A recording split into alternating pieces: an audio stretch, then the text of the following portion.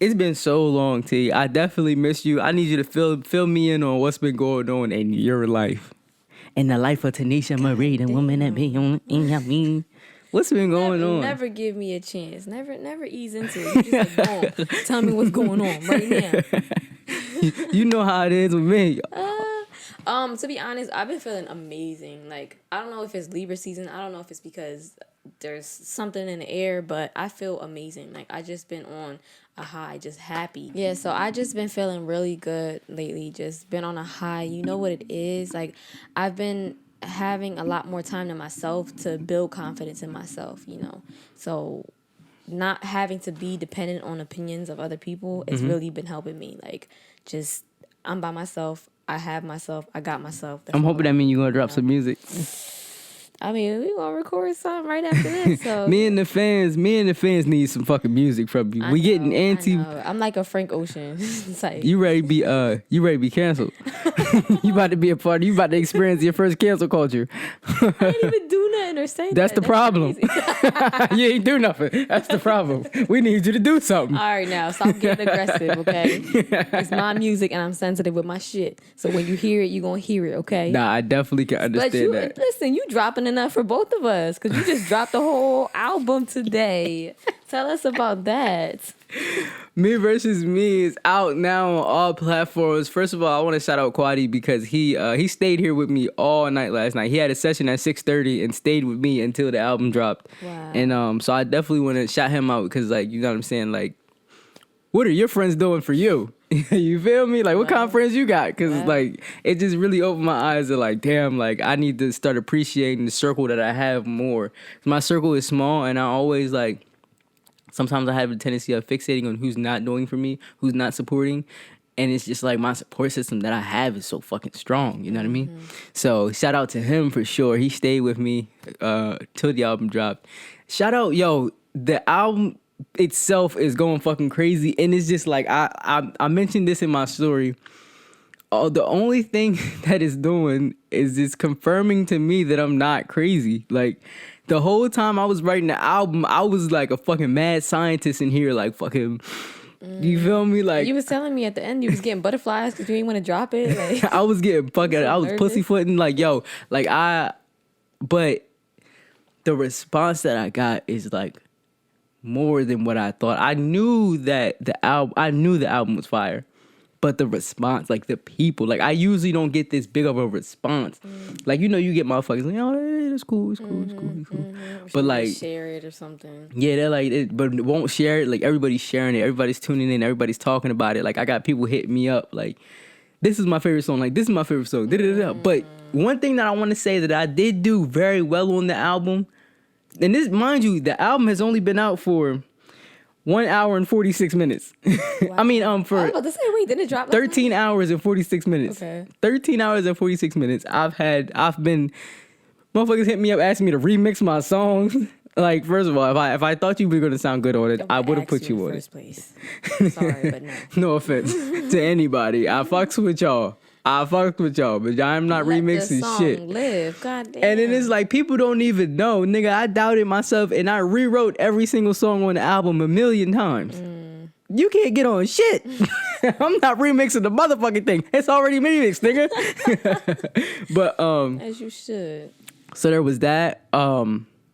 And so one thing that I did that I usually don't do is, well, you know for a fact, I don't do features. Like, I usually don't feature people in my music. But I did a lot of learning and shit, and I was watching a lot of YouTube videos, and I was like looking at the importance of features as an up and coming artist, right? And it kind of worked. Like, I got all right, so there's Quadi, there's Camo, you, and I got Hood on there, and I got Lud on there, right? So there's 5 different features. Each one of you all have your own fan base. Your fan base is gonna say your songs are the hottest songs on the album. Quadi's fan base is gonna say his songs are the hottest songs on the album.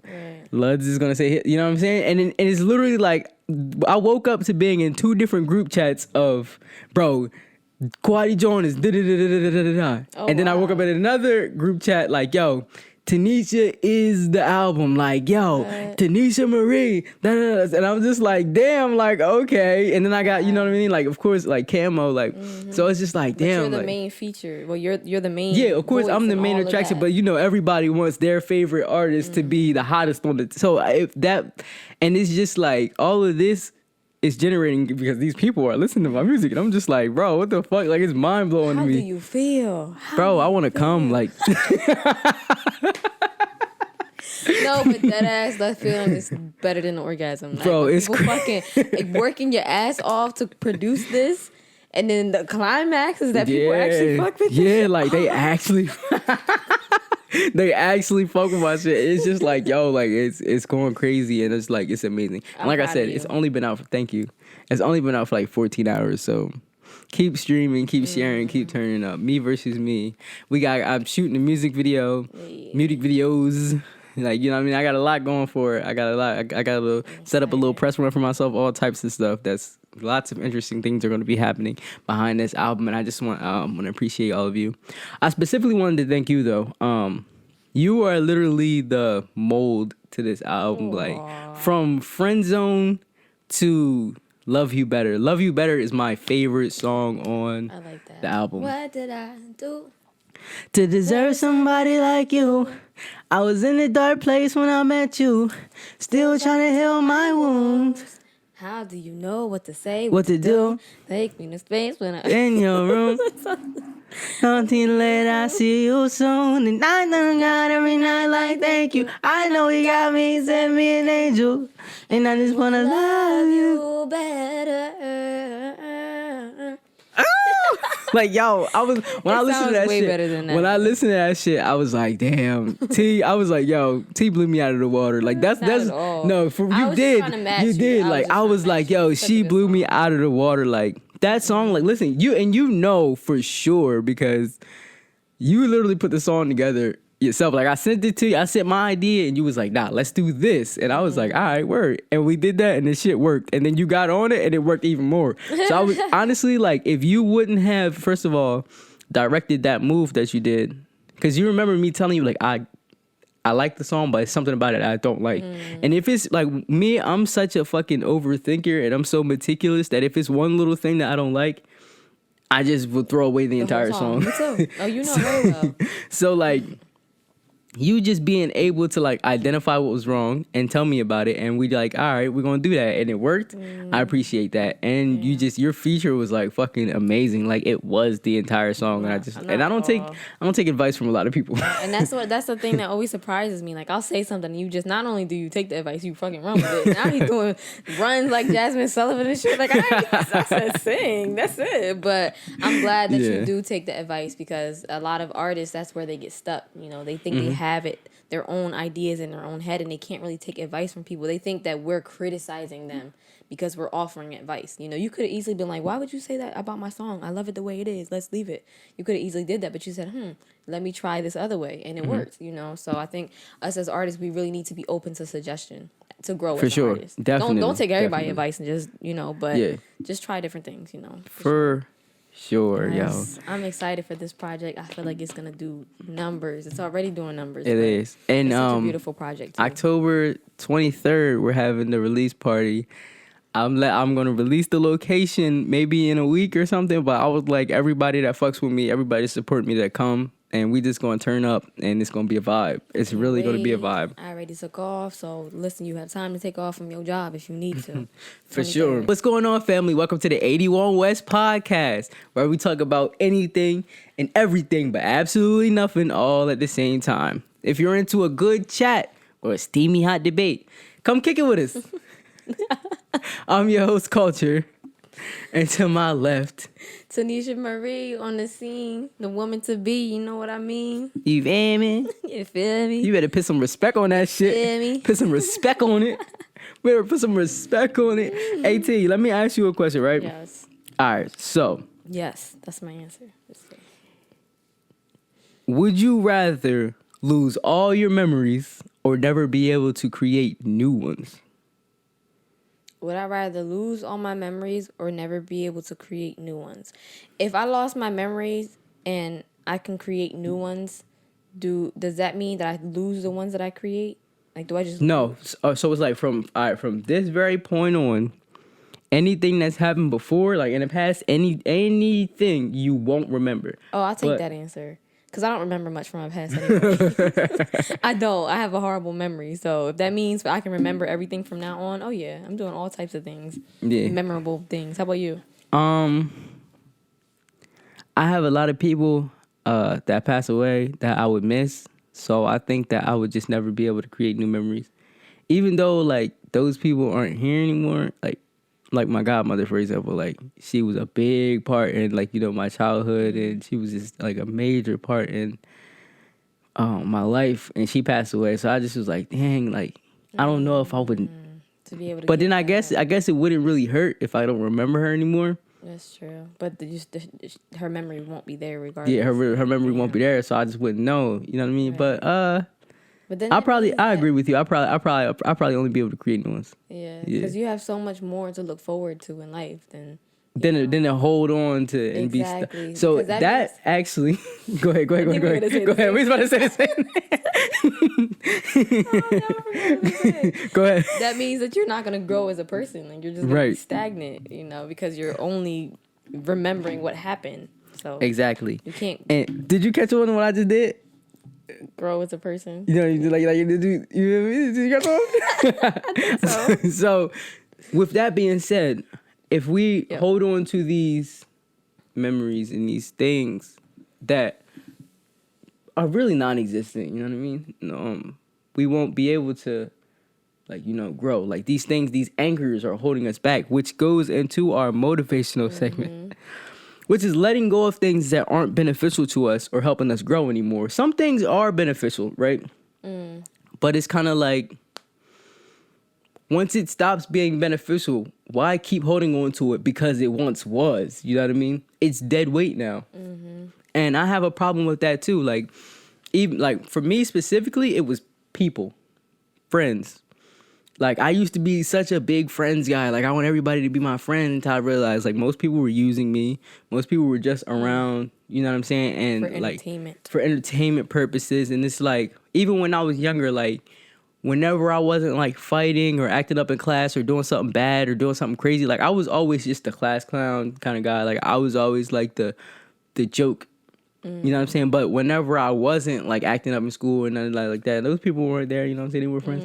And then growing up, like into my adult life, that's kind of like how it was. Like, you know what I'm saying? When I decided that I needed to like lay low, stack my money, focus on myself, you know what I'm saying? Like, and I was keeping these people around that were kind of just dead weight. Like, I'm trying to make the most of myself, and then you Just got, pulling you down. and they just pull you down. You got someone that don't want to work as hard as you, like, you know what I'm saying? And that's why I'm so picky with artists, because it's like, bro, if you're not matching my drive, you, like, it's so many people that want to come around when they see the climax, like, yo, bro, we got to get in the studio. We got to do this together. We got to do a song together. Like, nigga, you're not even working on your own music. You feel me? Like, I had people hit me up like, damn, we did this song. Why you ain't put this on the album? Because you didn't drop. You feel me? Wow. I made a song with someone a year ago, and they hit me up like, yo, we were supposed to, why you ain't put that one on the album? Nigga, you ain't dropped since we did that. Like, so why would I drop for you? Wow. You know what I mean? Just waiting for me to do all the work. Yeah, like those are kind of things that holds us back. So like, what's one thing you felt like you had to let go to be able to grow as a person? So a big one for me that might not be normal is negative self-talk. That's one thing I had to let go of, because I mean it still comes up here and there, but I used to be a huge negative self-talk person. Like, you, no matter what compliments you gave me or whatever motivation you gave me, the voices in my head that were telling me that I wasn't enough were always louder. You know, and it was always, I was my biggest critic. Like, if sometimes my only critic. You know, there was so many things that I would do, but because I didn't feel like it was good enough or it was missing something, like I tend to be a perfectionist with myself. Right. Not with anybody else. Anybody else has the leniency to do whatever, make whatever mistakes. But me, no. I can't make any mistakes. You know, I can't slip up not once. And when I do, it's just a huge issue, you know. So all that negative self-talk was actually stunting my growth instead of helping me grow. You know, it was reversing everything that I was working towards, because it was such a cloud over my head that I couldn't even see myself progressing. Yeah. Everybody around me was like, oh, I see your growth, musically as a person, you're doing better, you're doing this and that. But because I didn't believe it, because the voices in my head were criticizing me, it was stunting my growth. I couldn't progress as fast as I wanted to. So let me ask you, how did you overcome that? Because I deal with that. I still deal with that today. Not really with my music, but I'll get into that like in a second. But how did you overcome that? Because like that's also something that I need to learn too. So like, what are some things that you did to, keep those? Because I'm sure they haven't gone, but like keep those voices and those thoughts and those ideas from prospering. You know what I mean? How do you do that? You know what? It is a gradual process because they still come and go. They're not as strong, but I think the biggest thing for me is just trying harder. A lot of my like the negative self-talk comes because I don't feel like I'm good enough. So if I don't feel like I'm good enough, just try harder. Just do more. If I don't feel like my voice is where I want it to be, how can I fix it? Am I going to just sulk and sit around and damn, I don't want to release a song because my voice is not all the way there? Or am I going to sit and work on my voice until it becomes how I want it to be, Same thing with my body image. If I'm not feeling like I like the way I look, well, try to change it. Try a little harder. Try a different diet, try to different exercises. I feel like the way that the negative self-talk went away for me is just putting more effort into it, just trying a little bit harder. Yeah, that, and just also being soft with yourself. Like why are we so hard on ourselves? Because we see the potential. But I feel like with that, like being soft on yourself, I can't, like, maybe like this is like the whole, and I don't want to take it there, but maybe this is like the man in me. I only succeed and I only prosper and I only get the most out of myself when I'm the hardest on myself. Like I could so what write. happens when you're soft on yourself? Like you get really. I feel like I let things go. Like we were just talking about earlier, I will not release a song if I don't like it. I don't care what you think. I don't, not you specifically, but I don't care what anybody thinks. Like Jesus could come down and be like, "My son, that is the perfect song. There is nothing, there is nothing you can do to perfect that song." And I'd be like, "Nah, Jesus." Yeah, right. If Jesus was to walk through that corner right now, you mean to tell me you all look him in his face and say, "I'm not releasing that song"?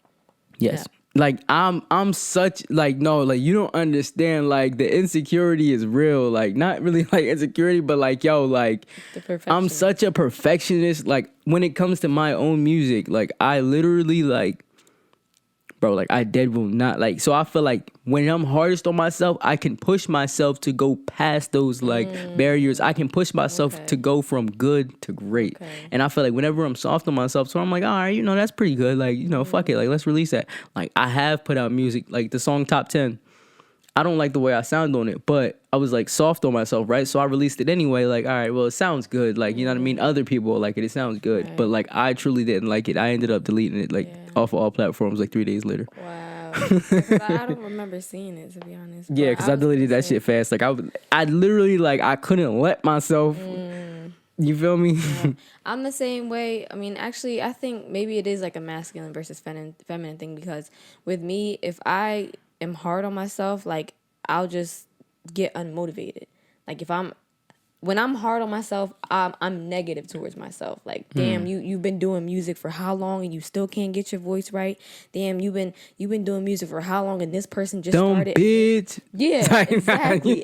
You need to stop that. Exactly. It's been getting better, but if I'm hard on myself, it's counterproductive. So I really have to talk to myself in a nice way. Like, listen, you can't be perfect all the time, okay? You can't be perfect all the time. Just work a little harder. Try something different. I really have to be soft with myself because I'm always so hard on myself. So I had to let that go for sure. So why do you think it's so hard for us to let go of things that we know aren't good for us? Like, do you have something that you know isn't good for you? Or did you have something it's hard to let go of? I don't know how to word this, so help me. Because I'm pretty sure you're better with words and sometimes in some aspects than me. So what's it called? We're really self-satisfying. Like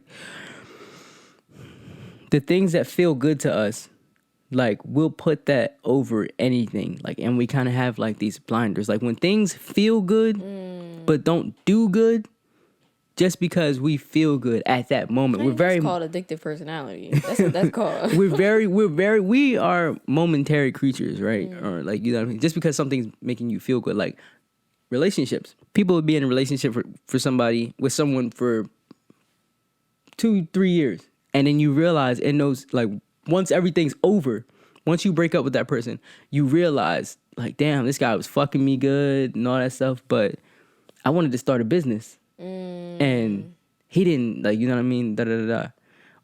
And I wanted to hang out with my friends more. I lost friendships with really good people because he didn't want me to go out. But he was so cute, and he was doing this for me, and he was doing that for me, and the sex was amazing.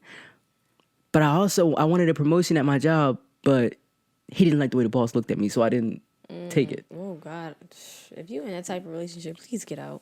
I see it all the time. You know what I mean? So it's kind of like we don't see those things, and we even I don't know lie. I even will cut people off. Like back when Lissa and I first got together, you tell me any negative thing about Lissa, bro, like you ain't got to be around because she's not leaving. So if you don't like her, you don't like me. One of y'all gotta go, and it's not gonna be her. It ain't gonna be her. You feel me? So and it's like these things that are bad for us. Like whenever we get like so masked. You know what I'm saying? We're easily masked. Yeah, I think it's also we masks, and we also put up like defensives. Like we convince ourselves that it's not that bad, you know. And whatever it is, whether you can't let go of drinking so much or smoking or whatever it is, you have these ways of convincing yourself that it's not that bad. I'll have one drink a day. It's not that bad. To somebody else, it might be. UPS. I would go into UPS and be like, I would be depressed. Like, I hate this job. But just like, because, and then the problem, so the biggest problem for me is I walked in there making $8.50. Then I got a raise. Now I'm making $10. Now I'm making $13. Yeah. I started at $9.25. I ended at 19 something. Exactly. And then I left there making $23 an hour. So it was like that rush of knowing that you're getting paid. Yeah, more. so it's like, so I'm like, okay, everybody's talking about me. Everybody's worried about my business. And But I'm getting paid more than all you motherfuckers. You feel me? They paying me. Look, the boss like me. He told me I'm doing good. You know what I'm saying? So it's like, I'm walking in here and I'm telling myself every day, like, yo, it's not that bad. Like, fuck this. Like, I ain't got to listen. And the thing is, like, I'm confident, but I'm also like, I know, like, deep down inside, it's chipping away at me. And it's chipping away, and it's chipping away, and it's chipping away. But I keep walking in here, and I keep telling myself, it's going to be okay. Like, it's not even that bad. Like, what's a few people talking shit? Like, you know what I mean? What's hours and hours of unappreciated labor? Busting your ass for fucking 70 hours a week without a thank you. Like, what? I'll just wake up and do it again tomorrow. It's not that bad. Shit, wake up. You got to sleep. Yo, you remember during the pandemic, yo, me and your mom were busting our ass in there. Like, yo, we were working fucking... We definitely were pulling like fucking 75 hours. I remember I was there too. Yeah. I was there too. They made me the unofficial lead without the lead pay. Like, I was doing that shit by myself. That's crazy. By myself. Like, running the whole fucking scale by myself. and I was scared to go up and ask for a raise. I was scared to approach him for a raise. And I had every right to, because that nigga looked at me and said, we don't need to fill your position. You're fine. Like, the fuck? Do you not understand what I'm doing? Like, you mean to tell me that the lead left, the manager... And then you left and that shit went to hell. There's nobody that filled your position. Well. Like, that... So, absolutely. Like, UPS is definitely something that was holding me back and I needed to let go. But that was just one of the... Exactly. That was just one of those things that we had our blinders on for, because the money that we're making is so good. It's just like, fuck it. Like, you know what I mean? Sometimes family and friends, that could be a thing too, because we have blinders on when it comes to those people because we love them. Yeah, for sure. So if they can almost do no wrong, you know. So, but truth be told, these people, family and friends, you should hold them accountable. You should be able to, because if something is not going right, you should be able to let them know, you know. But we just love them for who they are and what they do. To sometimes we let them just take advantage, you know, and just Not me. I have a wonderful circle of family and friends. You do. I love every single I love one. like everybody in your circle, and that's one of my favorite things about you is that like, cause like I told you, I never had a friend circle before. Like I never been around a group of people that are just all so supportive of each other and shit like that. So like I love your whole like. I'm glad because some everything people, I going feel like we're all so positive and cheerful, and somebody might walk in and be like, "The fuck is this?" Sometimes I'll be like, All right, that's too much. it's too much happiness. Like There's no such thing. I You need can't like be a happy with balance. us, then go. I need like a.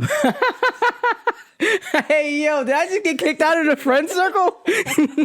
How you gonna say we too happy? No, we gotta take a vote. You can't kick me out. Did I just get kicked No, out of the I'm gonna tell her what you said. We're too happy. Get out of here. I'd be like, nah, I need a balance of like, you know what I mean? Like, Oh, you need some drama. You need some tea. Some nah, gossip. not even that. Like, cause if you're too happy, you're not gonna feel my pain. Like sometimes I'll be a sad ass bitch for no reason. Like I just wake up sad, and I need somebody that's gonna wake up sad with me sometimes. Which I think why we're so good friends. Yeah, we met. We were both depressed as fuck. What's wrong with you? Crying every other day. Yo, that's so funny because we definitely did. Like, We met. and We then were real sad. I dropped Me Versus Me, and you looked at me like I was your long lost twin. Like, you exist. What you mean? Who I checks on found me? you. Yeah. Yeah. I dropped Who Checks on Me, and I'm you're like, like- oh fuck, I gotta go check on him. I legit walked from my area over to you. Like, are you okay? Are you okay? No. I have pain. Oh man, we laugh at it now. Yeah, Yeah, that shit was horrible. It was real. Like I remember, like every day I would walk. You were going through something, and every day I would walk up to you, like, "Yo, are you okay today?" You're like, No. Was it you that kept walking up? You want to talk about it now? every day, No. every day. Like I made sure to like just to let you know that I'm in your corner. Like you know what I mean. Don't feel alone because I know what it's like to, and not saying that I didn't have anyone to check on me. It's just like you know, like even like my mom. Like I never. I'm such a like a. I never want my burdens to be someone else's burdens. You know what I mean. So I like hold it all in and just try not to, you know, because like I feel like. I don't know, like when I'm going through some shit, like I feel like if I put that on someone else, I'm gonna be the cause of their like, damn, now she's all sad. That's because of me. And type also, shit. they're not gonna be. They might not understand how to handle it. So now they're in their head trying to Yeah. help me. You know, nah. And I'm the same way. yeah. Yeah, I'm So- the same way. But yeah, that was a really dark moment. You know, not to get too deep into depression, but back then, I don't know if you knew, but I was like not myself at all. Like there was not one part. You told me after the fact. Yeah, there was not one part of that person that was in that depression that was me. Mm-hmm. Like it's almost like I had no control over who I was at that point, you know. So glad I got out of it. But yeah, even one of my friends took me to Dominican Republic, and she didn't know. I didn't even know at the time I was depressed, and she didn't know. And she was telling me like, you're not the same person that came last time. Like I don't know who you are. She was kind of coming at me, you know, like for being this different person, but little did she know I was depressed as fuck. Yeah, I slept the entire vacation because I was depressed, you know, but that's why I feel like when it comes to depression, you really You have slept. to, You left the United States. and I slept the entire time. I mean to tell you, like we were on the road driving to the beach, and I was just like, Get the fuck out of here. I'm dead serious. Like, I'm serious. It's not funny. I don't mean to laugh at your pain, but damn, T. Okay, so the fact that you're laughing at it makes me realize, okay, maybe I did do too much. No, I'm laughing because like I'm the complete opposite. Like when I'm depressed, I have to do as much as I can to like keep myself busy, and then I'd like I would do like fucking I would literally work 3 weeks straight, 18 hours a day. Like you feel me, like. So is that And like a sign of I'll your f- depression? Yeah, like I will force myself to burn out so that when I do burn out, I just fucking like when I do fall asleep, bro, I'm asleep for like fucking 38 hours. Wow, yeah, I'm the opposite. I can't do anything. Now, I know the cure to depression is to get up and move. That's one of them. If you ever start feeling depressed, just move, go do something. But I didn't know that that's also, you can move too much. You know, for Then me, that's- I just that's- sleep. I sleep and I binge watch useless TV. Like, that's how I know. Those are my signs of depression. I just sleep, and just watch TV. That's it. Horrible. How did we get here? How do we? How did we get here? How did we It's get a here? good conversation, but we kind of had a plot that we were supposed to follow. And that's one thing that like I feel like and and I get that too. Like the audience feels that like our conversations are so natural. Like we could just drift off into like, you feel me? Like we sometimes we do have to pull ourselves back. But Speaking of So- random things, before we go back to the top, did you know I just heard something about China, like banning TikTok and banning video games for their children because they're spending way too much time on these social media sites and spending way too much time on video games, that they actually have a ban. Well, because they're a communist society, so they're allowed to do that. But yeah, there's restrictions in China, like on how much they get, like 40 hours a week of TikTok or an hour a day of video games. I just thought that was crazy because that's bro, I cannot play the game for an hour. Like, really. yeah, bro. Like, how do you play the game for an hour? How do you just play the game and then so stop you after mean- an hour? So you mean you play more than an hour? Hell yeah! Like, how do you play? How do you like? I would have to like peel my fingers off the controller. It's time to get off the game. Yeah, because technically, like, a game is not legit just an hour. So that means you would have to not finish your game, right? Yeah, it's just fun. Like, but I mean, well, to be honest, like I probably play about 2 hours, 2 or 3 hours a day because most of it, like any other time, I spend most of my time like just finding new podcasts to watch and shit like that. But like if I'm not doing that, because I don't watch TV. I haven't watched TV for about 3 or 4 years. So, family, that was our motivational segment, and we hope you got something out of it. As always, you got to let go of things that aren't benefiting you. You have to let go of things that aren't. When you have, so first thing you have to do is set standards, goals, and set a plan for yourself. Anyone that wants to derail from that plan, or anyone that's a barrier on your road to wherever you're trying to go, they got to go. It don't matter who it is, whether it's your mom, your dad, your best friend, anybody. They got to go. They ain't helping you grow, let them go. Say it again. If they ain't helping you grow, let them go. Give them to him one more time. If they ain't helping you grow, let them go. Slow it down. If they ain't helping you go, let them grow. Wait, I said if they ain't helping you go, let them grow? Damn. I fucked that one. Shut up. If they ain't helping you go, let them grow. I mean, I guess that could work too. If they ain't helping you go, like if you're not helping you go to where you need to, let them grow in their own, right? Ooh, see, that's why you feel me. That's why you feel me. That's why you and I'm me. But yeah, like you gotta know when enough is enough. You gotta know when to call it quits. Like no matter what it is, it doesn't even have to be a person. It can be a thing.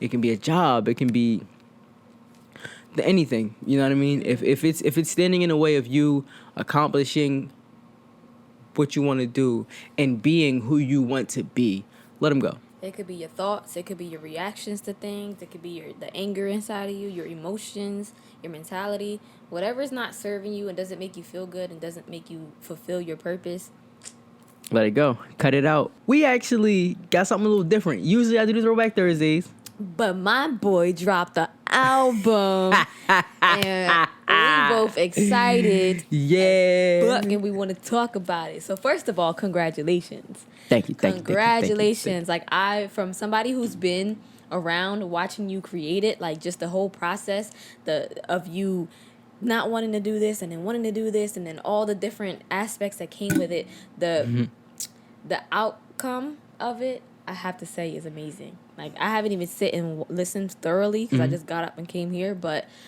already from what I'm hearing and the little songs that I did, amazing. Like, how do you feel? I feel amazing. I feel happy. I feel grateful. I feel appreciative. I feel relieved because even though like I had a great time making the album, it was a barrier. Like it was a burden. It was a burden. It was heavy on me. Like it was like I was like honestly I got to a point where it's like because I got to a point where I was just like, all right, like I'm ready for this shit to be over with. And then when I got to that point, I listened to like I think I had like maybe 18 or 19 songs. And then I got to listening and I just wasn't satisfied. There were songs in it that I didn't like. There were features in it that I didn't like.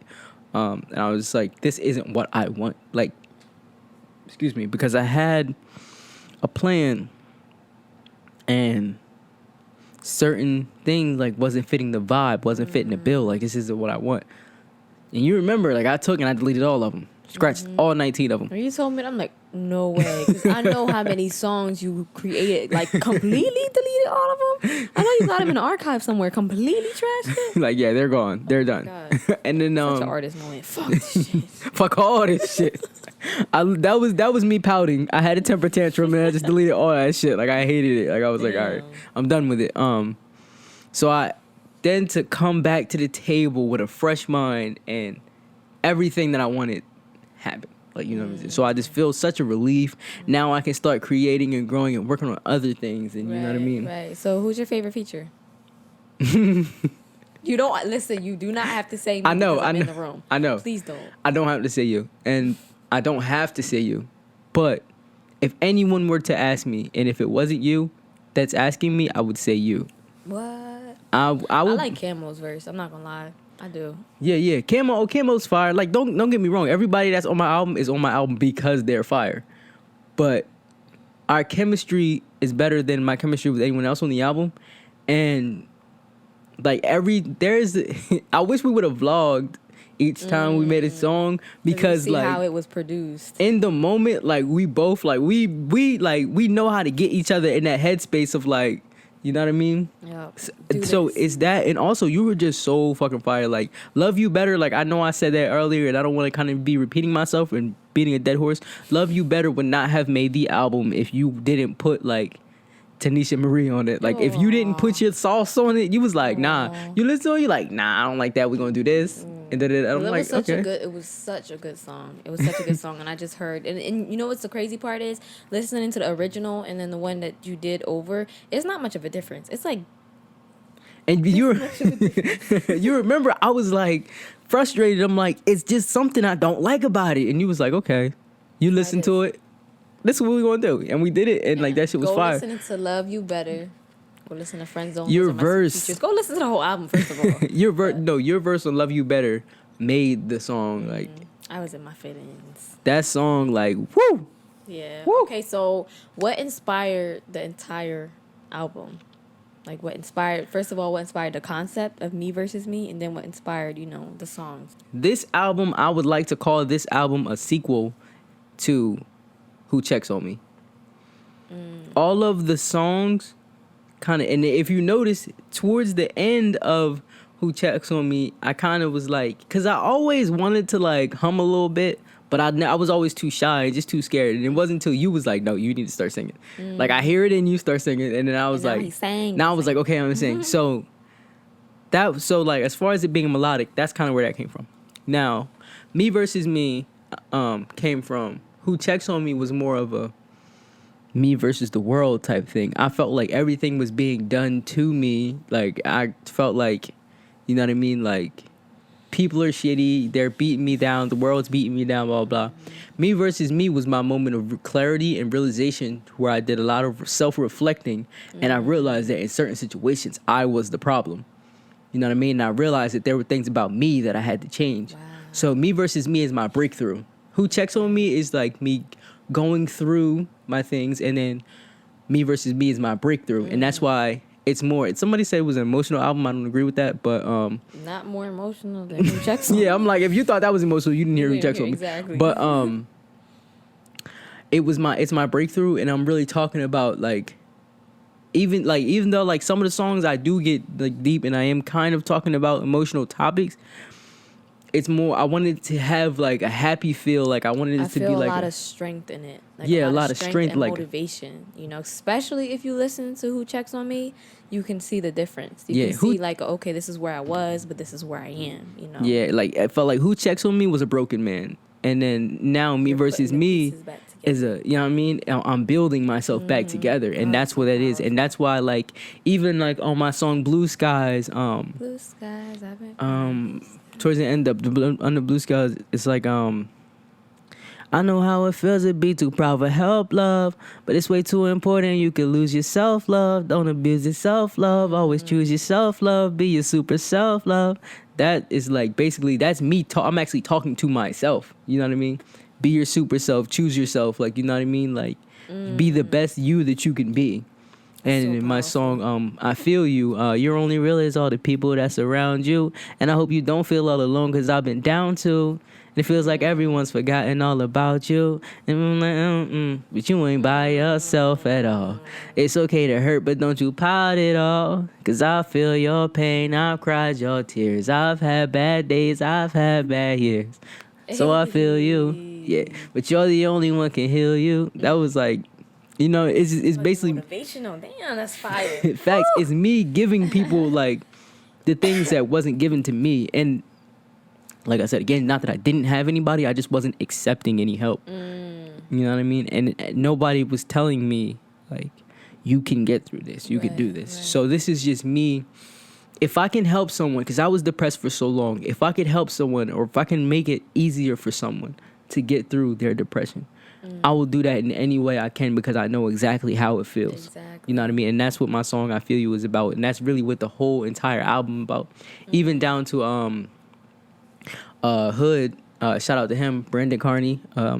He wrote a very, very, very beautiful piece. God, that put the song together so well. Like, I was in tears. I'm not gonna lie. Like, the way he told the story. He wrote a very beautiful piece, and he has a very beautiful story to tell. And I just need the masses to hear it. His story just aligned with my story, like, and it came together to make like just something so beautiful. So this album is basically my breakthrough album. It's basically letting people know that you can get through, you can beat depression. Depression doesn't always win. You can beat depression. You know what I mean? And when you do, it's going to be fucking beautiful. And no matter what you say, because people talk shit all the time about how much I talk about depression. It's something to celebrate when you beat depression and when you get through it. And when you through it, you understand. If you haven't, then shut the fuck up. Yeah, exactly. Thank you. If you haven't, then shut the fuck up. Like it's definitely something to be celebrated. You know what I mean? Once you've had that breakthrough. So I know you touched on it a little bit, and I'm sure most of it, including inspiring people. But what do you hope that will happen with this album? Like, where do you see it going? What do you want it to do? Like, what's your vision for this album since you released it? Platinum. Ooh. Triple platinum. 4 times platinum. 5 times platinum. Manifest that shit because it's possible. It's going to happen. Like, I told you, like, fucking 2 years ago, I wrote my Grammy speech, and I still have it written. I actually have it written in the book that you gave me for Christmas. So. Manifestation. Yeah, just like. Don't lose that book. No, real talk. I already got it memorized. I like to thank God and myself. I just no, seriously, this album I want. I mean, of course, you know, everybody makes albums so they can blow up and so they can be heard, and you know, record labels hear it and want to pick me up and stuff like that. Like, of course, like, you know what I mean. Nobody makes albums for nothing, but this is genuinely what I said. Like, if I can make depression easier for someone, or if I can make it just a little bit, if I can bring a little bit of light into someone's dark place, that's what I want. You know what I mean? And that's what Me Versus Me is for. You know what I'm saying? Because, like I said, like, I was in a dark place. Like, I really was. And, like, I didn't have anyone to turn to type shit. You know what I mean? Well, you already have. I don't know about anybody out there, but you've definitely changed my life, and definitely just having someone who's been through it to talk to, you know, to not feel awkward or feel like I'm doing too much, you know, that, and just always seeing things in me that I haven't seen in myself, like that outside of the album as a person, that's already very inspiring to me, and it's changed my life. So just imagine what you do when you channel that into your music.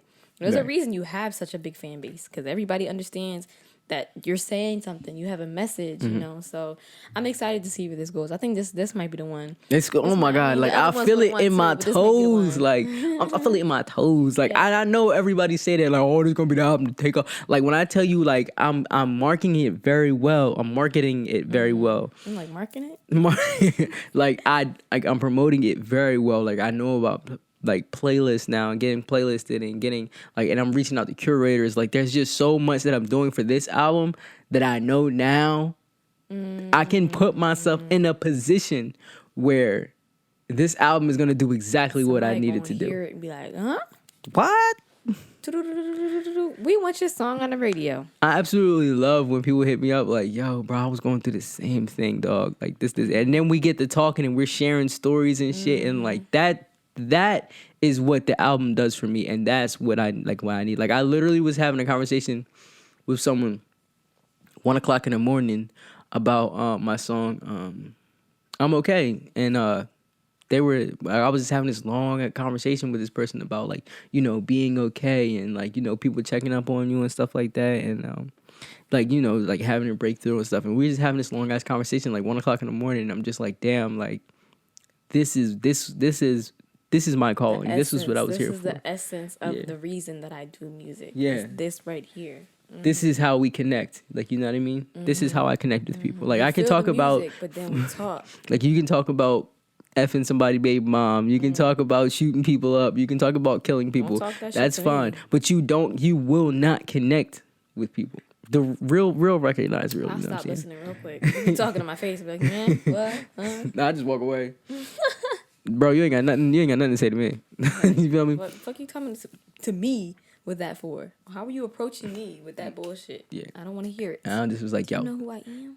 Facts. And it's just like, this is how you connect with people. Like, okay. That's amazing. That's how you know you're meant to be an artist.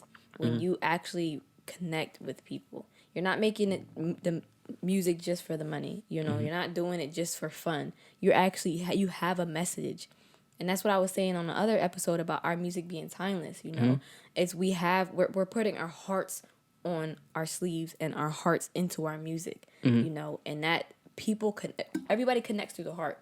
You know, whether we realize it or not, we make genuine connections through the heart. If me and you are connected because our hearts are open to connecting to each other, whoever you connect with is through the heart. So you're putting all your heart into your music.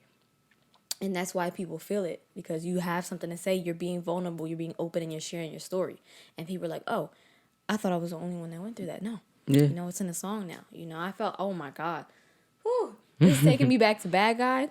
That song, I will forever be stuck on that song because I was in the middle of my depression, and I was going through the exact same thing. And it was so interesting. Usually, I'll find a song that I can relate to by somebody famous, you know, but I knew you and you made this song that literally pulled me out of my depression. Like, and I knew you, like I see you on a daily basis. I'm just like, it's just mind blowing. But the fact that you were so vulnerable to share what you were going through, you know, it wasn't a pretty story. It wasn't, but it was relatable and I needed it, you know? So Thank you so much. Encourage you, like, honestly, like every every time you tell me that, like, I just be like, yeah, that was like my top played song on Spotify rerun. Like at the end of the year, it was up there. But I appreciate that so much. And I'm sure that there's other people who can say the same thing about your music, especially this genre. Everybody got to listen to this shit. It's fire, fuego. I'm telling you. Thank you. I definitely appreciate that. Sure. So, do you have a favorite song that's on the album? I mean, of course you like them all. I love them all, but my favorite, I think it's a tie. The last two songs in the album, Love You Better and I'm Okay. I love I'm Okay. I love the instrumentation. I love, like, the melody of it. Like, I love... Give them a sample. You should play a little something. Just a little bit so they can be encouraged even more to go check out the album. I'm sure they already, you know, clicked off of the podcast and went to the album, right? Came back later. Be back later? BRB? We'll give it to them at the end. All right, cool. So, yeah, like, my favorite, I love the, like, I'm Okay. It's, like, the instrumentation. And just, like, you feel me, like, definitely instrumentation. And, the way, like, when I wrote it, I was feeling, like, so good. Like, I was in, like, I literally, like, it was just like this. Like, the blinds were open. It was a real bright day. The sun was out. And I'm just looking and I'm just feeling so inspired. Like, it was beautiful. Like, the whole, like, scene was beautiful. And I just was like, yeah, this was the time for me to write this song. Yeah. Have I heard it? I don't know if I heard it yet. No, I want to go listen to it right now. Actually, the hook, I was at work when I thought of the hook and I sang it to you. I actually sent it to you so that I didn't forget the melody. So I, like, sang it to you in your DMs. Wow. I thought you should know that I lied to your face. Oh, yeah. Yeah. Yeah, I'm fine. And I said, I'm okay. Yeah, and then but I only had the hook. Then when I got here, I sat down in front of my computer and shit. And I'm like, yeah. Yeah, I gotta finish this shit. And then I just started listening, going through beats and shit. And I was just like, yep. This is perfect. This is fucking perfect. I'm okay. I'm doing great. I love it. I can't really wait. I can't wait to really... Actually, I have a 30-minute ride home. I'm going to play that joint. From here to the house. That's the best time to listen to music is when you're in your car going Hell for a yeah. road trip. Hell yeah. Going for a ride and shit, that's the best time. Like, well, for me, like I jog a lot. Like I jog every day. Probably like 7 to 10 miles. And it's just like, damn. oh yeah. Yeah. So And- you don't, not to go off topic, but you don't lose weight? Like, well, I mean, I eat like a fucking animal, so kind of balances out. because I like running, but I feel like I have no more weight to lose. I'm be You gotta, yeah, like I eat like a fucking, like I just don't stop eating. And you know I cook, so like I'll never eat like just like small things. Right. Like when I'm eating meals. right. Then you got leftovers to eat after that. Yeah. So, what was the hardest part about making the album? The hardest part about making the album, I mean, I've seen some of it, but I want to say staying on task. During the album, as I was making the album, I kept not staying on task. Is the follow through. no, I'm a real like. This is what I'm doing. Don't bother me while I'm doing this. And I realized months had passed, and I haven't released a song. I haven't, you know what I'm saying, done any, like, you know what I'm saying? Then you got people hit me up like, yo, do this song. And I'm making all these promises to people, and it's just like, and it's like, don't take it personal, but I haven't done this feature, but because I'm locked in. Like, you know what I mean? I gotta make my music. I gotta make my music. So, and it's like, I'm such a like, I'm making an album right now. Stop bothering me. You know what I'm saying? Like, as far as like other music. So that was the hardest part, is just dealing with like other people needing me and wanting to pull me in other directions. Another hard part was like, but to go along with that, I do have a problem with once I get an idea in my head, I act on it. I feel like I should have started the podcast later.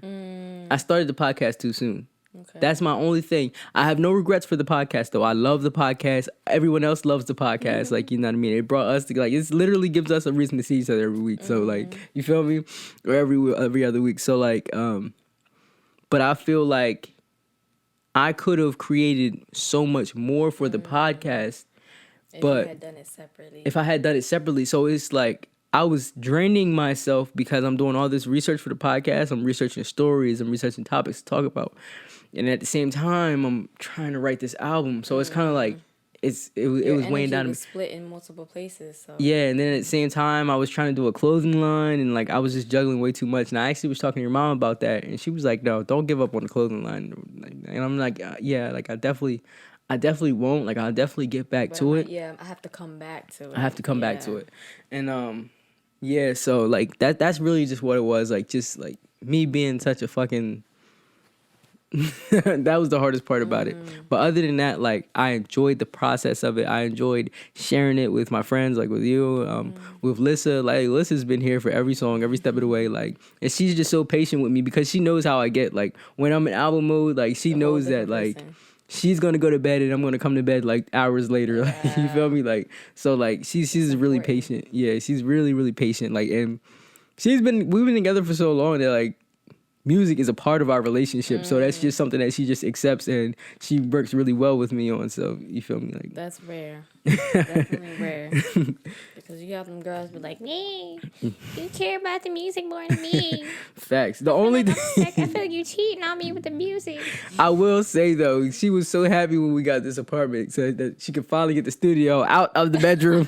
Because before, for years, she didn't have. We just moved here, so for 5 years she had no escape. Like at all. I'm recording. I'm literally niggas coming in the fucking room, and she's like, "Damn, where am I supposed to go?" It's 3:00 in the morning, and I'm recording. She's trying to sleep on the mic, like and she just like. I can't even go sit on the couch. She got bags under her eyes. And she ain't even doing nothing. Yeah, so like I know that she definitely was happy for me to just get the studio, have my own space for the studio and shit. But right, but that's growth. You guys, progressing together. That's what's up. It's not like she just came in when you got the apartment. Y'all did it together. Yeah, for sure. Yeah, I'm just so excited for Me Versus Me. Thank you for that segment. Like I really appreciate it. Like you giving me like this little time to shine and It's shit. your time. time. I This gotta- is the first day of you dropping your album. Oh my gosh, I can't wait for the release party. Like the release party is gonna be so fun, so epic. Thank you for this segment. 23rd. If you got this far in the podcast, I love you and I love your mama for having you. If you listen to the album already, I love you and I love your mama for having you. Actually, I love your mama and her mama too if you listen to the album. For real, I love the whole lineage of mamas. Like that shit was just so fun. Like I said again, I want to thank you for giving me the opportunity to talk about the album and just like express like, you know, what about the you know, like my favorite songs and favorite features and everything like that. I'm glad you decided to open that. It's definitely worthy content. I love it. Thank you. So now we gonna get into the talk. The talk. The talk. Háblame, dime. I was just about to say that. I I was just about to say that shit. We gonna start talking Spanish. I have to translate it. So the talk, for those of you who don't know, if you're new to the podcast, the talk is our big segment where we get to just chat and have conversation. And each week or every other week, we like to have different like topics. This week, last week we talked about honesty. And integrity. Honesty and integrity. And I remember half Bree said, Culture, you low key a liar. He said, I'm getting to know y'all real good. So each week we like to have different topics. Now this week we're going to talk about society and societal norms, and this is just so important because I feel like we don't know how important the effects of what we watch, who we hang around, where we hang, that affects us mentally. It affects our personalities. It affects who we are as people. You know what I mean? So let's dive right into it. Like we got to get immediately into it because like I'm just so excited to talk about it because these things like, which is why I appreciate our friendship like this, because things like this are what I like to talk about. You know what I mean? Yeah. It's and you know the part where you say you in for a steamy hot debate. This is where that kind of kicks in a little bit because I love that we have our different opinions and we stick to them. Opinions. We definitely had that debate dialogue last week on the honesty thing. We definitely had that dialogue. So my first thing is, right, what roles does society play in the development of our personalities? I feel like it's everything, you know, to be honest, because now here's where I wanted to break it down a little bit because society and environment kind of go hand in hand. You know, you have society as a whole, like the earth, the world society, and then you have the society that you grow up in, which is their environment, you know, and I feel like as far as the environment, that affects you a lot more because it's what you see on your day-to-day basis. You only really get tapped into society when you either travel or you're on social media or you watching know TV news. That's when society can affect you. But as far as your environment, it affects you completely because, for example, I grew up basically Amish. Not really, but really. Like I had no technology availability to technology. I couldn't watch TV, none of that. How old were you when you got your first phone? That's important in this conversation. You were 16 when you got your first phone? Yeah. Okay. 16. Nowadays it seems old, but I don't think it was too bad back then. But yeah, I didn't listen to music until I was about 16. Like any type of music. Didn't watch TV till I was about 16. Do you remember what your first phone was? My first phone, it was probably a brick. Watch out. From Walmart.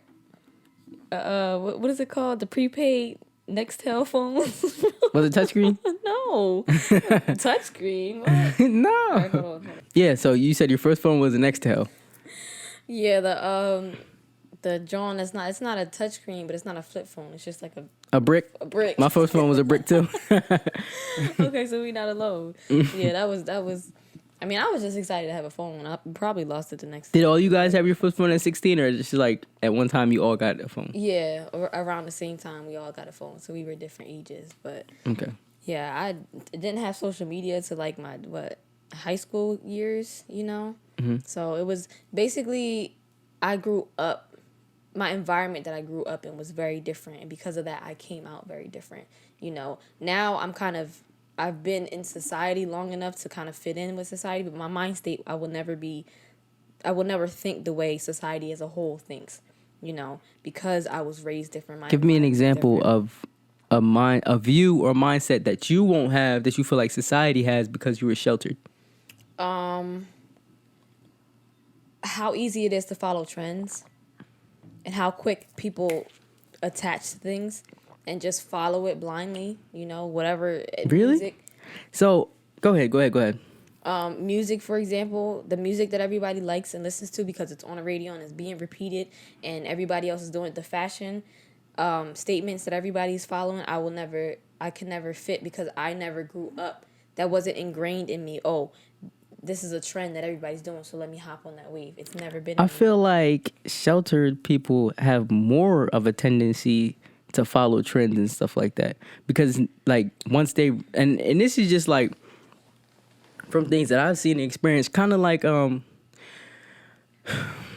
girls that have like strict fathers or whatever, right? They go wild. They go fucking buck wild once they go to college and shit like that. So it's like I kind of seen like people like. Because they're trying to play catch up basically on their childhood. They didn't have a lot of friends and stuff like that. So it's like whatever everyone else is like, to make myself more likable, I'm gonna, Well, I guess I kind of went through that in high school and I seen that it didn't work. Oh, yeah. So, and the only thing you attract when you do that are assholes. Exactly. And I got bullied and picked on because I just wanted to fit in. So I'm like, you know what? Fuck it. If I'm going to be bullied, then I'm going to do whatever the fuck I want. You know, and I have been to this day and I feel great. And now it's becoming a thing where I'm being looked up to. Instead of the opposite. I always felt like I wanted to be with the popular people and I wanted to dress like this and I was trying. When I said, fuck it. Bitch, I am the popular people. That's how you gotta do it. You can't sit with us, like. Yeah. Nah, I'm never that person. But what about you? So we kind of have like a different... I grew up...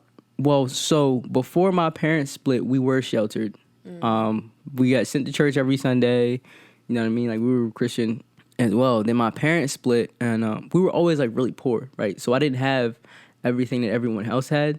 Like, I didn't have like the nice clothes. Like, when I was in school, we had to wear school uniforms, but you wasn't shit if you didn't get uniform pants and uniform shirts from Hollister or like Aeropostale. You remember that, right? The little tiny fucking logo. Yeah, exactly. The little ass logo. Like, if you didn't get that shit from like Hollister and stuff like that. So that kind of like put me in a mind, that already put me in the mindset of I'm the societal outcast. So that's just who I'm going to be. So I never really gave a fuck. You know what I'm saying? Like, as far as like fitting in, because I'll never fit in. I'll never have what you guys have. Like, you know what I mean? Like, my mom busts her ass to, like, you know what I'm saying, make sure the pills are paid. So I'm not really worried about what the fuck y'all got type shit. How old were you when that mentality clicked? I was like 8.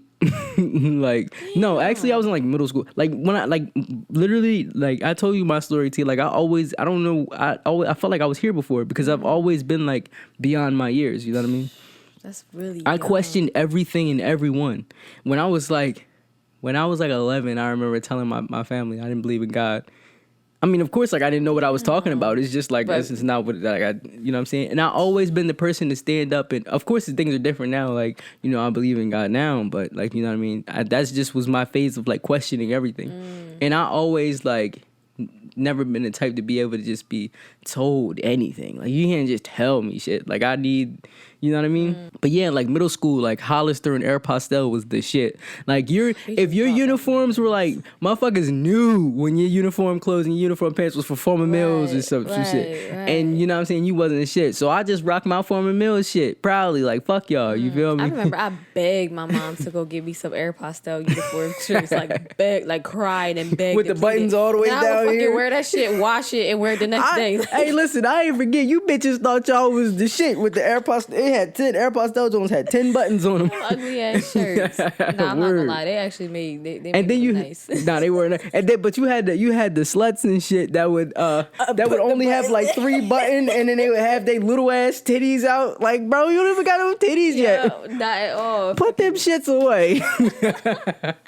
Damn, and they used to get the extra small ones too, so that everything was just tight. Where everything was tight as hell. But like, so that kind of put me in the mindset of like, I know I'm going to be the outcast, so it's like I don't care. You know what I mean? And it's like, why fixate on something that I can't change? You know what I'm saying? And you know what? That kind of brings me. I'm jumping around a little bit, but that kind of brings me to the question: do you think two different people from different environments can have similar mindsets? Because, granted, we kind of shared. It was different scenarios, but we kind of shared the same feeling of not fitting in. The same view.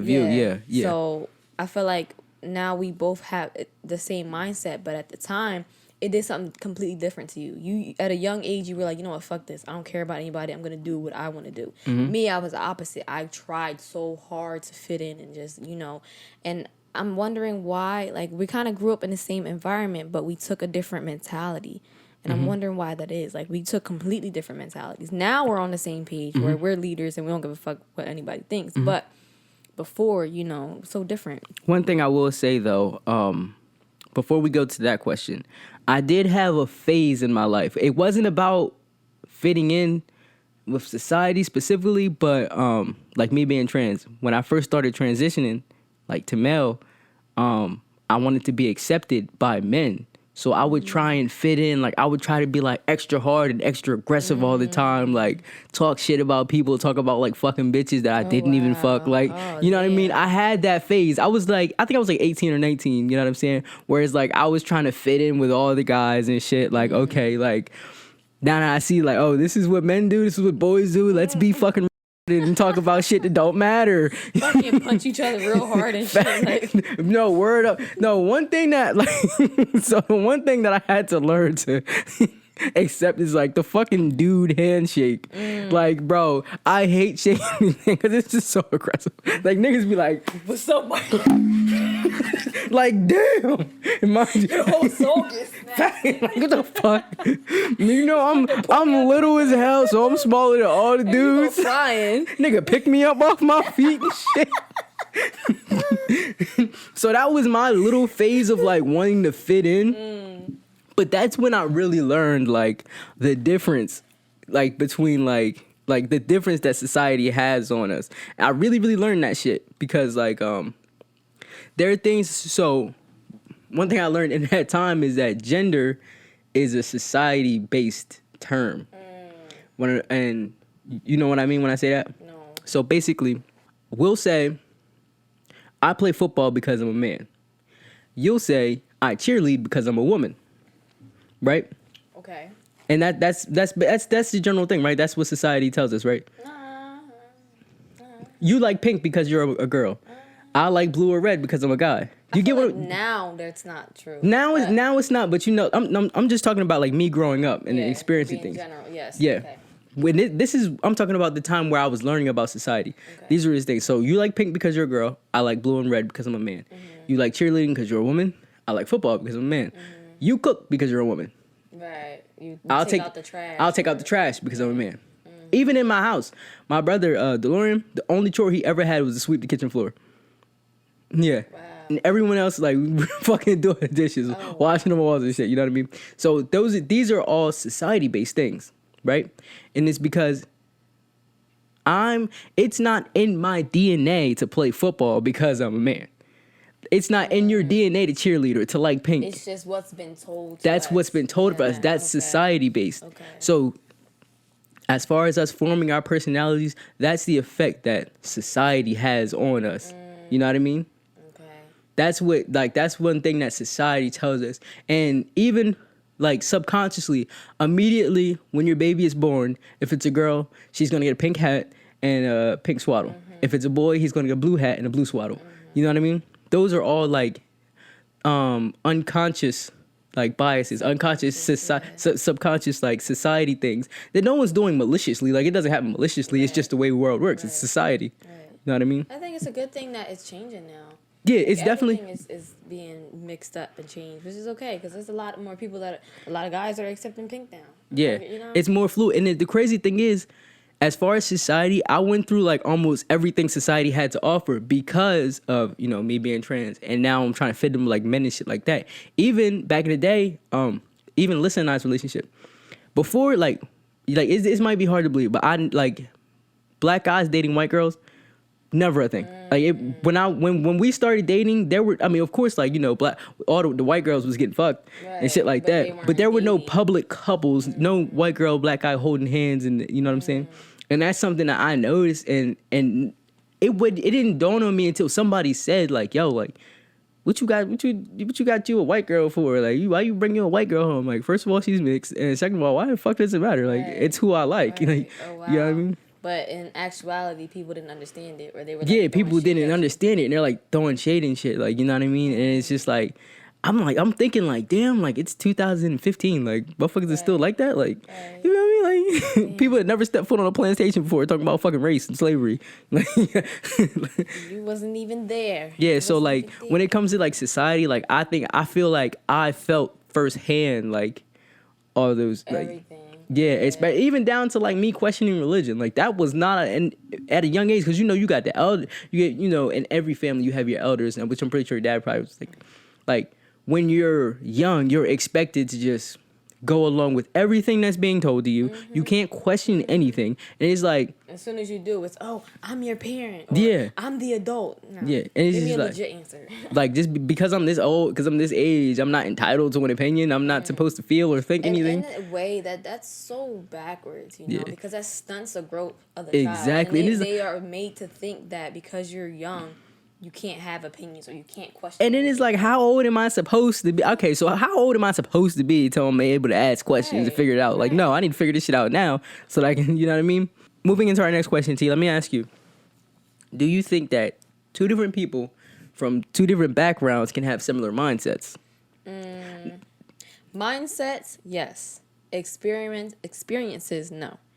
I don't think that two different people from different backgrounds can have the same experiences.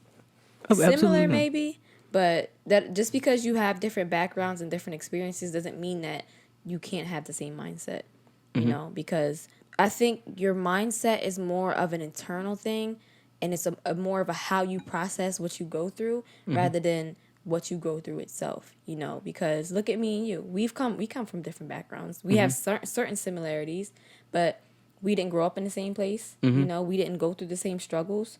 You know, but here we are with very, very, very, very similar mindsets on future things, you know, and current things. We are compatible because we share similar mindsets, but we have almost no correlation to our backgrounds or Yeah. environments, you know. So, Yeah. but as far as experiences, I don't think you can have the same experiences if you come from different backgrounds. Like, it's just, I don't know. What do you think? All right, so when we're talking mindsets, I think I think you were spot on when you're talking mindsets. I don't think society shapes your mindset. I think it shapes your, like, your personality and stuff like that. Because, you know, people don't act on how they feel all the time. Like, people feel one way and act a certain another way all the time. Now, as for what you said about experiences, it's weird because that's kind of like a shaky thing, because you can go through something that I'm going through, but you can interpret it differently than me. Well, based off of what? The experiences that you're going through? If we can go through the same exact thing, right? You used to get beat, like, right? I remember you telling me that, and I did too. Like, my mom used to beat the shit out of me. Like, if you ask any of my siblings, like, I was the one that got beat. Now, I'm not gonna say I didn't deserve it, but I got my ass whooped. Right. Like, when I tell you, like, I got my ass whooped, like, bro, like. I'm sure you didn't get whooped as bad as us. Like, if I sit and tell you the stories, Let's share war stories. You got scars? scars, motherfucker, I got fucking Let's share. gaping wounds. Like, Let's share our war stories. But now let me ask you, how do you feel like that affected you? And this is just to kind of test out, right? So growing up, we both got beat, but how did that affect you? And I'll tell you how it affected me. how did it affect me as a child, or how does it affect me to this day? Because those are very two different things. Today. Of course, yeah. As a child, like you, yeah. I feel like today I've had to unpack a lot of trauma.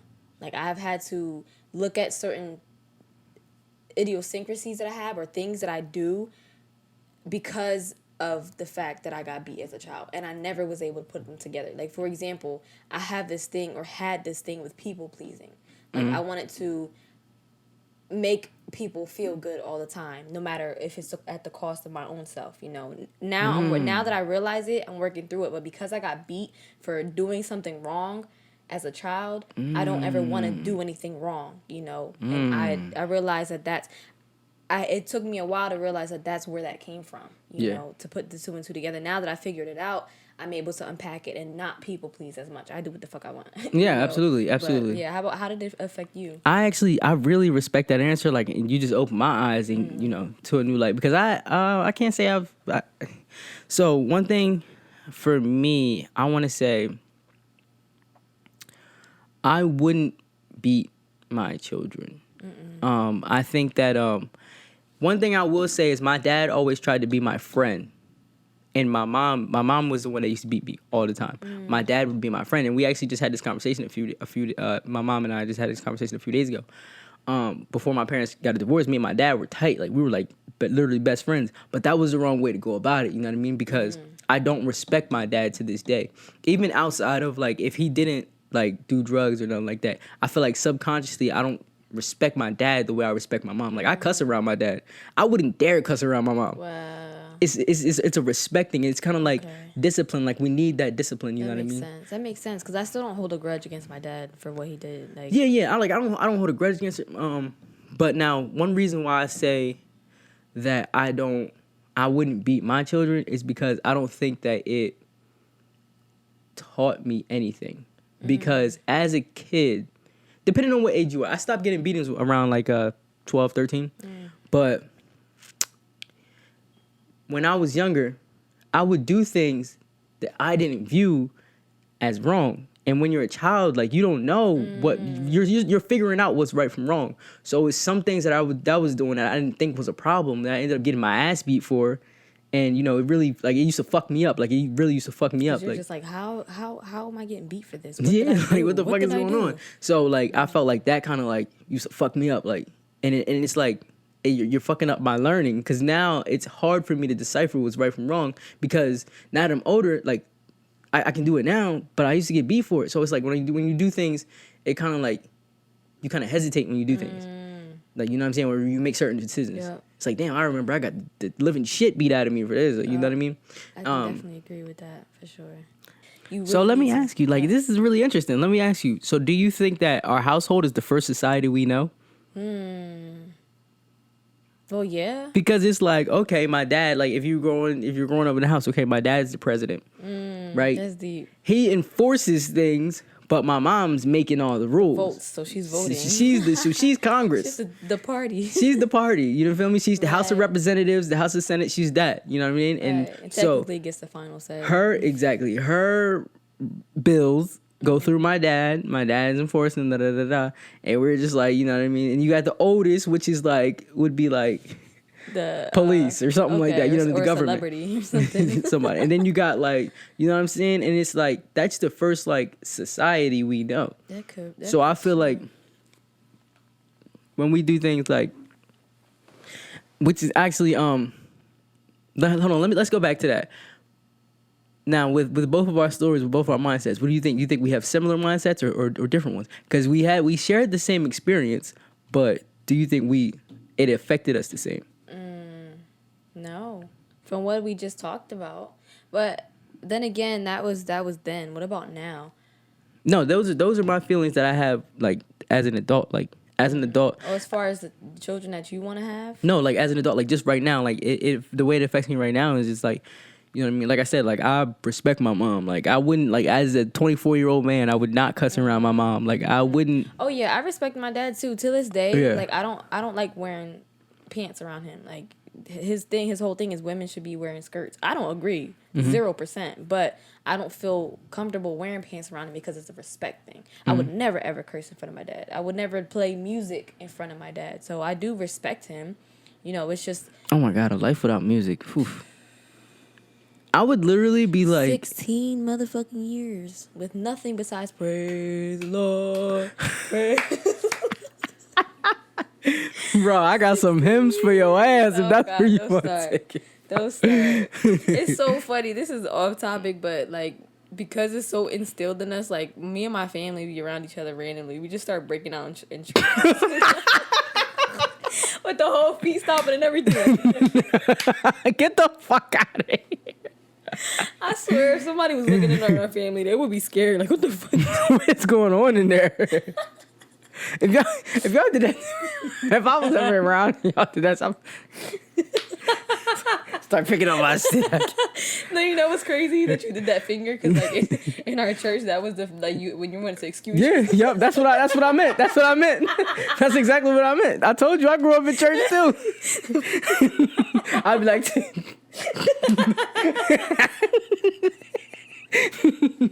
I'm trying to tell you that church life was real.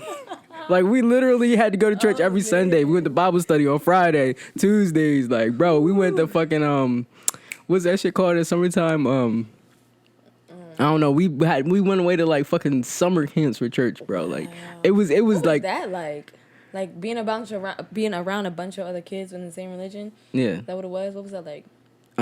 For me, it was annoying. Like, I just wanted to be around my real friends and go play basketball and shit. Like, I wanted to go hang out with my friends. Like, and then like I had like this I told you like I had this real like rebellious stage where I just wasn't agreeing with anything they were saying, and because it just all sounded too like. Another thing is I just can't learn from someone else. When you read the Bible, right? You're just interpreting what you read for me, and you're enforcing that on me. Like, no. That doesn't make sense. Is that what it says right there? If not, then you can't force me to believe it. Exactly, and that's what it was. And then you know, like, I don't know, like I just wasn't fucking with it. So like, and we went through that for like years until like I was old enough to be like, I'm not going to church anymore. Like, you feel me? Like, I got to figure this out on my own. Yeah. But yeah, like we literally grew up in church. Like, damn. And I guess we do have like similar mindsets. Now, would you say you have the similar mindset of someone who didn't experience that at all? Do you know anybody that had a completely different lifestyle when they were a child? And do you guys have the same mindset or no? Lissa, she grew up completely different. Like, like I told you, like when I first met Lissa, I was actually like jealous of her family, like her immediate family. Like they like eat dinner together. 5 o'clock. Her mom's like the sweetest lady ever. Like, Lissa needs a beating. Like, she needed to get her ass beat a couple times. Her mom's like the sweetest lady ever. Like, you feel me? Like, she grew up like completely different. And in some aspects, we're different, but for the most part, like Lissa, it's weird. Like, you would think she grew up like struggling. Like, you would think like she grew up like needing and not having the things she wants, but she really didn't. But she's just like so. Maybe like I don't know if she's more understanding of it. You know what I'm saying? Accepting or but like she like literally like you feel me, like cause like the shit that she went through with me, she didn't have to go through that shit with me. She could have went home, like, you feel me. She had a bed and a warm meal waiting for her. You feel me? So it just was like I don't know, like it's different. And she like. She has this, and another thing that I respect about her is because she has the same exact mindset and hustle mentality that I have, and you would think that she didn't because she kind of had things everything like done for her. Yeah. You know what I'm saying? Me, I got this shit off the muscle. Like from the age of 14, I started like hustling, trying to get money and shit like that. But she like grew up. You feel me? And it's just like, she like, nah, I don't want to go to college. I ain't going to learn shit there. I'm going to work my ass off. And you feel me? And it's just like, damn, like, I respect that. And it's weird because, like, you didn't grow up like this. Like, you feel me? Like, who raised you? Like, you feel me? Like, you didn't grow up like this. So that's, like, I definitely think that two different people from two different backgrounds. I was actually holding that. But yeah, that's where I was going to say. Like, I definitely think that two different people from two different backgrounds can have the same mindset. Now, we don't agree on certain things. There are certain things that we won't agree on. But, like, the main thing... Because the main thing we can struggle with is money. Like, because, you know, some people will struggle their whole life and use that as a ploy or an excuse to not make shit of themselves. And then you have other people, you know, like me, that'll use that struggle to hustle and, you know, become more. And Lissa has that same drive. She has that drive as if she's never had anything in her life. You know what I'm saying? When it's not like that. So, yeah. That's interesting. I wonder what, like, clicked for her. Like, what was that switch, you know? What made her decide to hustle rather than sit home and just, you know, be taken care of? Because you would expect for her to want to be taken care of because she's been, you know, taken care of her whole life. So I wonder what that, like, mentality switch was. We don't have to bring her in an interview. Yeah, that's my experience as far as, like, meeting someone so different. What about you? Have you ever met somebody, like, from a completely different background? Like a straight-up sinner? Straight up sinner from the depths of the brothels and shit. From the pits of Hades. The first thing that comes to my mind is when I was working at UPS way in the beginning, there was this guy who's been locked up for over 20 something years. Like, and There's a lot of them there. yeah, majority, Fucking felons and majority. Yeah, but Hold on, real quick. My cousin Hood, he had me cracking up. He was like, yo. what did he say? I would have laughed too. Damn it. He was like, yo, because he worked at UPS for like 3 days. 3 days. He was like, yo, my lead had a bald headed face tattoo.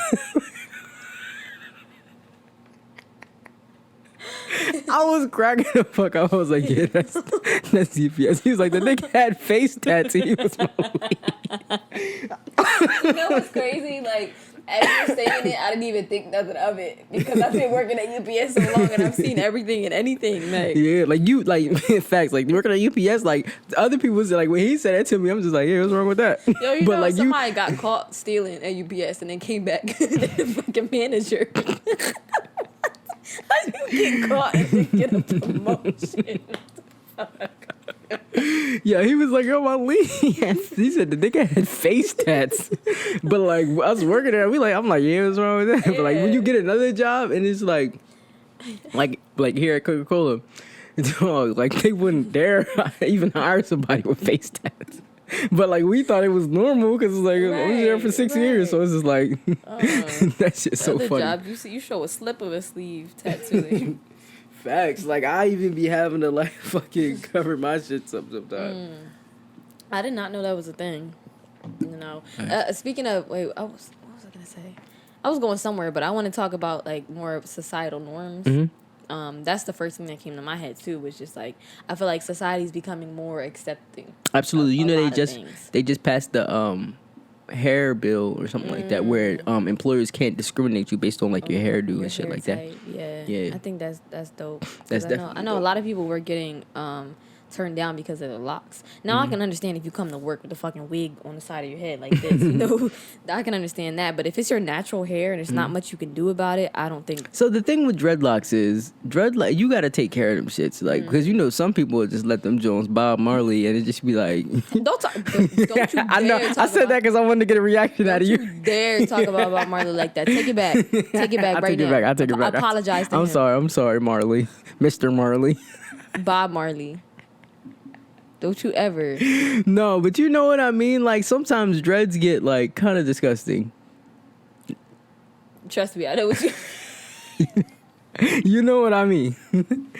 And it's just, like, those type of dreads, like, okay, I could agree. But, and that's one thing I like about Kawan's dread. I don't want dreads, but the one thing I like about Kawan, he takes care of his, like, every time I see him, his shits are on point. You know what I mean?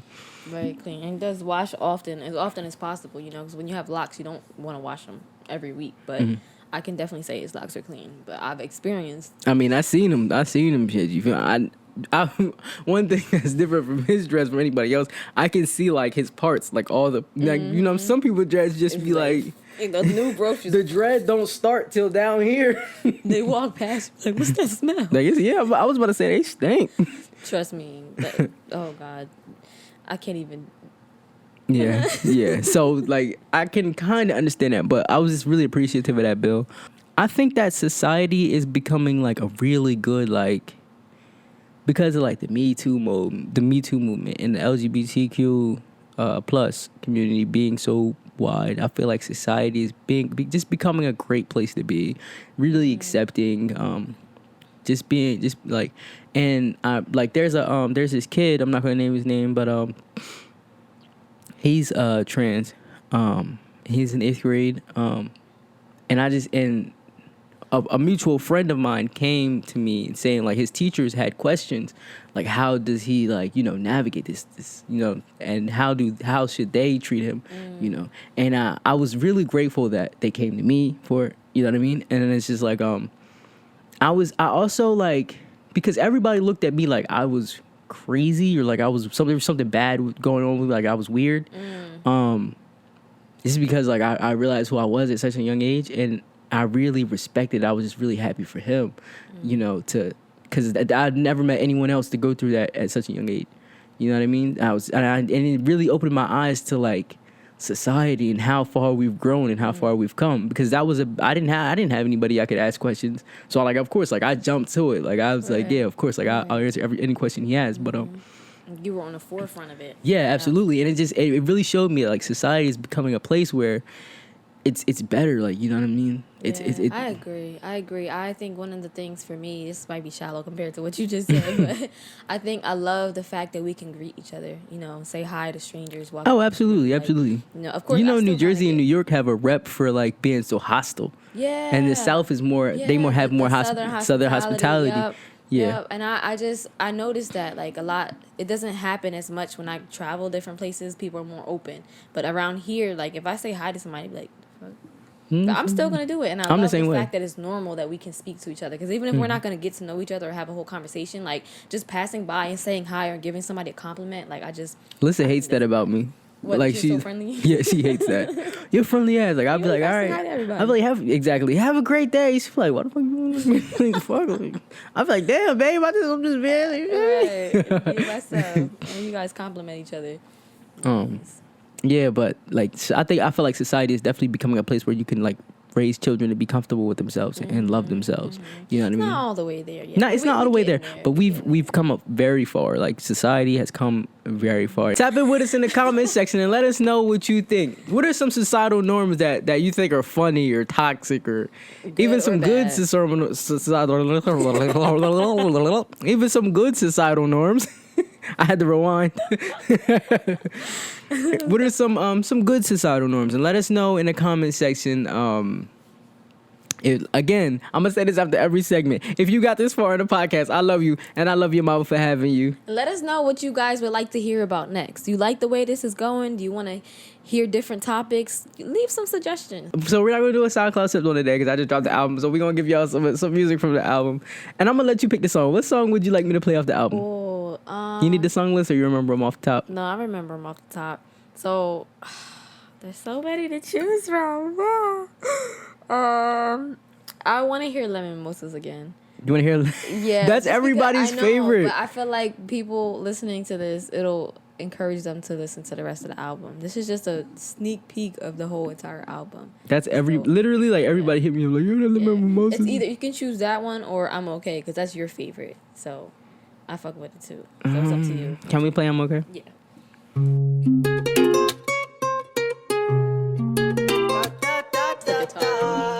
It's the guitar for me. I ain't gonna do it. I thought you should know that I lied to your face. You asked me was I fine, and I said I'm okay. I thought you should know tomorrow isn't promised, so I'm gonna be okay, even if I'm not okay. Maybe it's your eyes that they die for. Made me wanna go explore, live life more. I'm still trying to figure what you see in me. Even when I didn't, you believed in me. Stars only shine when the sun ain't out. Bars. So I embrace the darkness. I embrace the darkness. Even though I'm driven, I got road rage. I might spaz out if I crash in your own lane. Always trying to diagnose me, learn your own pain. I got tears of water flowers when it don't rain. My favorite part. I got demons, but I got angels right beside me. I thought you should know that I lied to your face. You asked me was I fine, and I said I'm okay. I thought you should know tomorrow isn't promised, so I'm gonna be okay, even if I'm not okay. It's fucking fire. That's a perfect way to end the album. Ooh, that's the perfect way to end the album, the perfect way to end the podcast. Yes. Oh my God. T, first of all, this was an amazing episode. I feel like we covered a lot. We talked about a lot. Definitely. This was good this was a dope conversation. Yeah, I just kind of let it flow the way it flowed, and it flowed. And it flowed perfectly. Like, I definitely, I love you. I'm going to tell you all the time, I love you. I love you guys. If you got this far in the podcast. Honestly, thanks for Who do I love? You. And your mama for having you. And your grandmama for having your mama for having you. Mm-hmm. Yeah, Definitely. Thank you for being such a good friend too. of course, I always had to put like. that on there. Of course, you guys can't hear our behind the scenes conversations, but like they are so dope. Like you know what I Indeed. mean? You need to find friends who, number one, aren't scared to tell you the truth, and number two, know exactly what to say and how to listen to you, so you know what exactly to say. So Yeah. And you do a really good job Yeah, of got it. listening to me too, like and because you always just be letting me vent and talk to you because I know like I be hitting you up with 1,001 problems, but you there I for be every one feeling of bad them. that I don't answer back all the time, but we have that connection. Like you Oh know, yeah, it's not. yeah, I know feelings what's up. I lost. already know what's up. Yeah. And that's because I'm the same way. Like whenever I need my time out from the world, like I'll definitely take my space. So you know what I mean. Like I'll always respect like boundaries, and I always respect your space.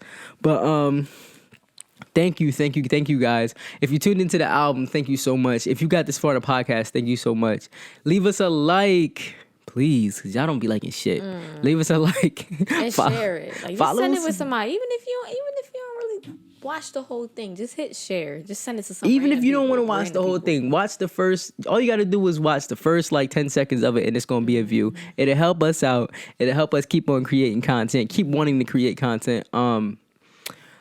Excuse me. Leave us a like. No, it doesn't. I thought I was gonna do it again. Leave us a like. Follow us on Instagram. Follow us on TikTok. Follow us on Instagram. Follow us on TikTok. Like us on Facebook. Follow us on TikTok. You know I'm getting tired because now I can't talk. But yeah, I love you guys. I love your mama for having you. Stream Me Versus Me on all platforms. If you listen to it on Apple Music, stream it there. If you listen to it on Spotify, stream it there. If you listen to it on YouTube, stream it there. If you listen to it on SoundCloud, stream it there. I love y'all. Peace.